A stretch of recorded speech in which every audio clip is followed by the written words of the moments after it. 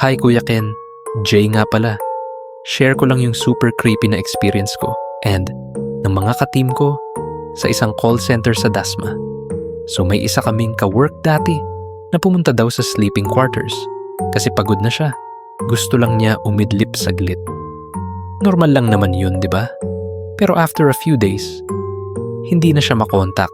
As in, wala. MIA. Nawawala. Ni family niya di rin alam kung nasaan na siya. Then guess what?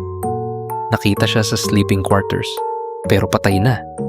Mga 3 araw na siyang nandoon, matigas na yung katawan at nangangamoy na.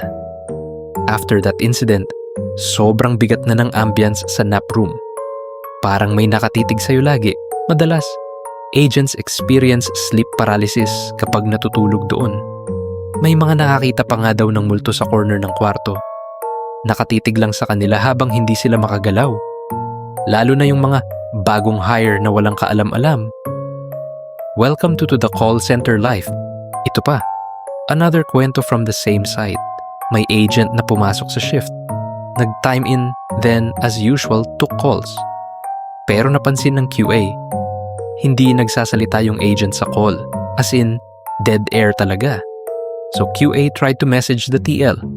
Boss, something's wrong with your agent. Tapos boom, patay na pala yung agent. Days ago pa. Na-accident habang papunta sa office. So sino yung nasa estasyon? Sino yung nag-time in? Sino yung nakaupo sa floor taking calls? Hindi na namin alam. Basta kami, di na kami dumaan sa station na yun after.